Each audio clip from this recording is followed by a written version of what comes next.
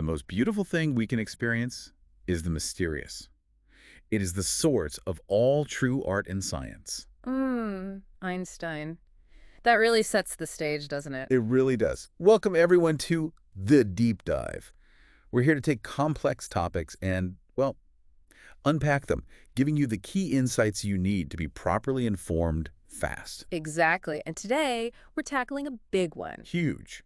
If you're curious about how the universe really works, maybe especially if you're prepping for exams like the UPSC, where this kind of knowledge is, let's be honest, pretty critical. Then you're definitely in the right place. We're diving deep into dark matter, a topic that's been popping up again, even in places like the Indian Express recently. It's crucial for general knowledge, sure, but also for, critical thinking. Absolutely. So our mission today, we want to look at how this whole idea even started. It's quite a surprise, actually. Right. Then look at the evidence, which is really compelling.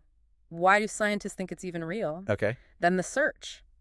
Decades of looking for this stuff and the frustration there. Yeah, the hunt. And finally, what does it mean that we still haven't found it?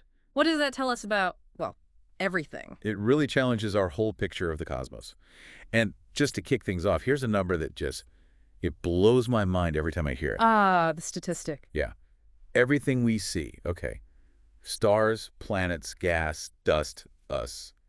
Everything visible. All the normal stuff. All the normal stuff makes up only about 5% of the universe. 5%. It's tiny. Just 5%. So 95% of the universe is something else entirely. It just screams that we're missing something fundamental. And that something else is really where Fritz Zwicky comes in, way back in 1933. Okay, tell us about Zwicky. Well, Zwicky was this Swiss astrophysicist, Yeah. Brilliant guy, apparently quite eccentric too. Aren't they all? Sometimes. Anyway, he was studying the Coma Cluster. Think of a huge collection of galaxies, thousands of them, really far away. Yeah. And he noticed how they were moving. They were swirling around inside this cluster incredibly fast, like way faster than they should have been, based on the gravity from all the stars and gas he could actually see. Because if they're moving that fast, shouldn't they just fly off into space? Like getting flung off a merry-go-round? Exactly. That's what should have happened based on the visible stuff. The gravity just wasn't strong enough to hold them together at those speeds. So what did he think was going on? How do they stay together? His idea was pretty radical for the time. He said there must be a huge amount of missing mass, something invisible, totally dark, but with enough gravity to keep the cluster glued together. And he called it? He called it Dunkelmaterie, German for, well, dark matter. Dunkelmaterie. And this was 1933. Yep. And honestly, for decades, most people kind of ignored it, thought he'd made a mistake, or maybe there was some other explanation. But here we are, almost a century later, and it's still one of the biggest puzzles in science.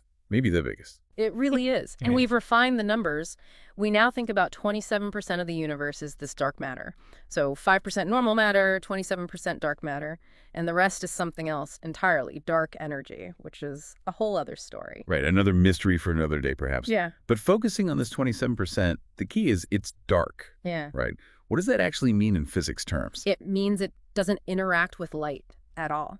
Doesn't emit it, doesn't absorb it, doesn't reflect it. That's why our telescopes, no matter what kind of light they use, visible, X-ray, radio, they just can't see it directly. Wow.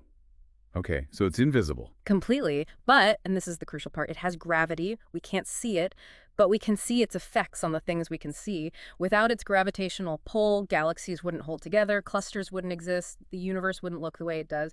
It wouldn't have even formed these structures in the first place. Okay, that's a massive claim for something invisible. It makes up over a quarter of everything and holds the cosmos together. So, what's the really solid proof? What are the clues that convince scientists this isn't just, a mistake? Yeah, fair question.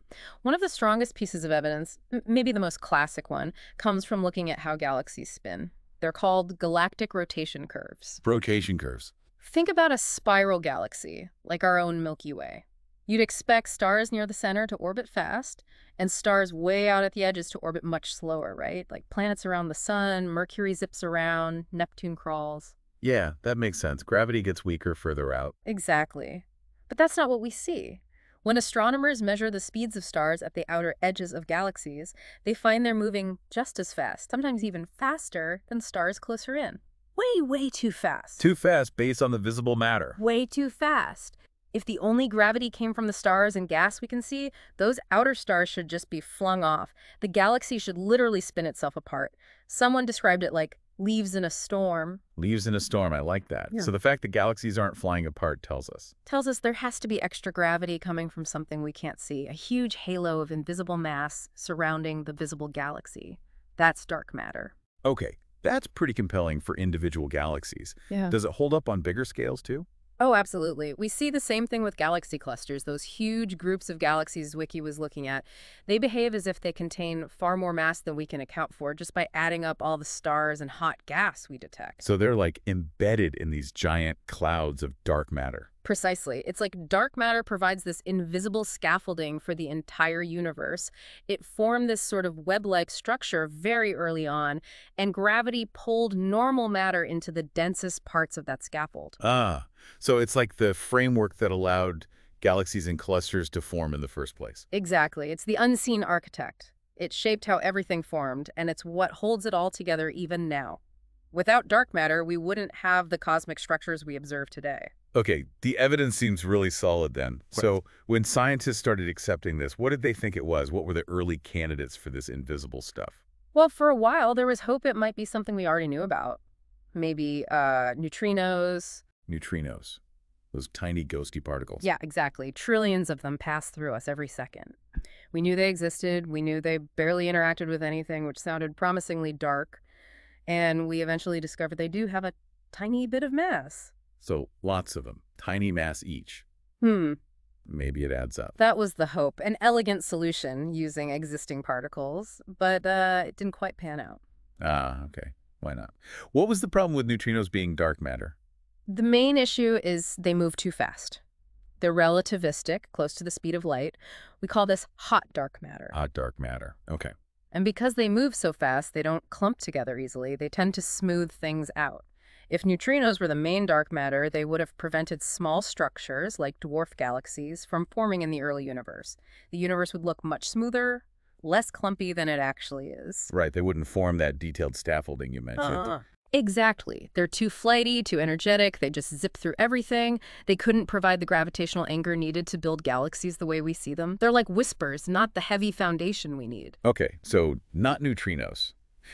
Which brings us, I guess, to the really big question that's dominated the field for decades. What is it then? If it's not normal matter, not neutrinos, what's the leading suspect?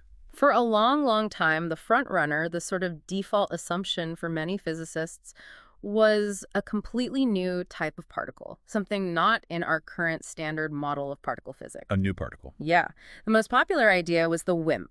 Stands for weakly interacting massive particle. WIMP. Okay, sounds descriptive. It is. Weakly interacting explains why it's dark. It doesn't really notice electromagnetism, so no light interaction. It interacts mainly through gravity and maybe the weak nuclear force, hence weakly.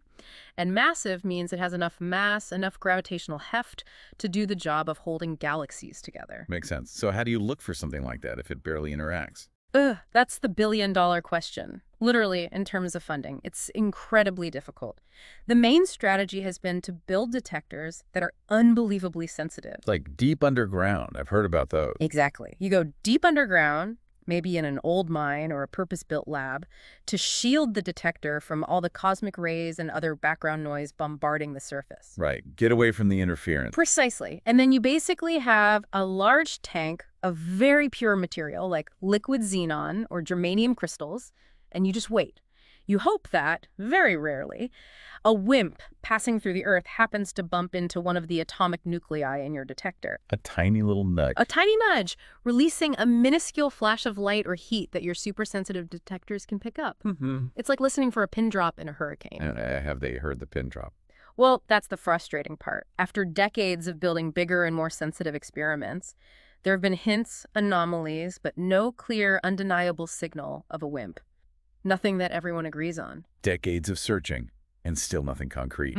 Wow. It's tough. It seems dark matter interacts so weakly, maybe only through gravity, that catching it directly is just extraordinarily hard. Like trying to catch a ghost, as you said, just by feeling its gravity. Were WIMPs the only idea, though? Weren't there other theoretical candidates? I remember hearing about something called supersymmetry. You're absolutely right. WIMPs weren't the only game in town.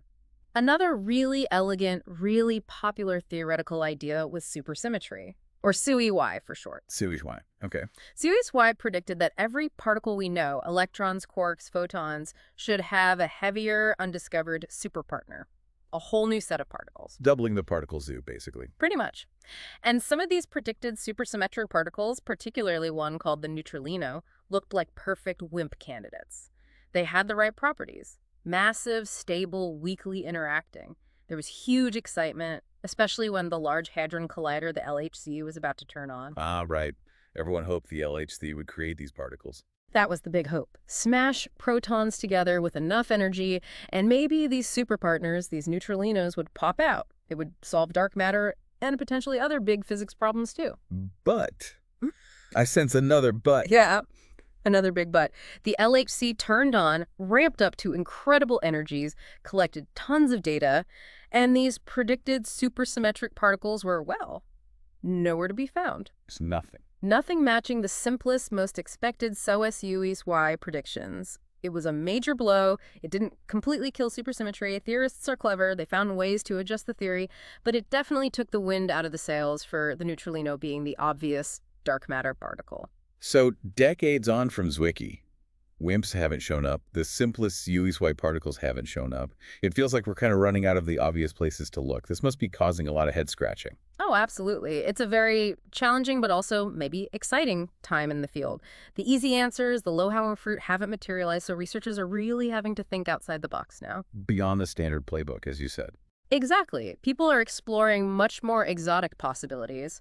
Maybe dark matter isn't a WIMP. Maybe it's something incredibly light, like a particle called the axion, which would require totally different kinds of experiments to detect. Axions, lighter particles. Much, much lighter. Or maybe there's a whole hidden dark sector of particles and forces that barely interact with our sector at all, except through gravity. Almost like a parallel physics operating alongside ours. Wow, a dark sector. That's pretty mind-bending. Are there even more radical ideas being considered? There are. When your main quarry remains hidden for so long, you start to question your assumptions. Some physicists are revisiting the idea that maybe there isn't any dark matter particle at all. Whoa, okay. So back to Zwicky being wrong somehow. Not necessarily wrong about the observations, but maybe wrong about the explanation. The radical idea is that maybe our understanding of gravity itself is incomplete. Modifying gravity, like Einstein wasn't the final word. Potentially, yes, on cosmic scales. Theories like MOND, modified Newtonian dynamics, suggest that gravity might just behave differently over vast distances, in the regime of very low acceleration, like in the outskirts of galaxies. Maybe that modified gravity alone could explain the fast rotation speeds without needing any extra invisible matter. Okay, that sounds huge. Does it work? Can modified gravity explain everything? That's the crucial caveat. While modified gravity theories like MOND can be quite successful at explaining galaxy rotation curves, they've really struggled so far to explain the entire range of evidence. Like what? Things like the behavior of colliding galaxy clusters, where you can literally see the dark matter separating from the normal matter, or the very precise patterns we see in the cosmic microwave background radiation, the afterglow of the Big Bang. These seem to require dark matter. So MOND can't explain all the pieces of the puzzle yet? Not convincingly, no. The standard model, with dark matter as a real substance, still provides the best overall fit to all the different kinds of observations we have, even though we don't know what that substance is. But the modified gravity ideas are still being explored, definitely. Okay, so wrapping this up, what does all this mean for us?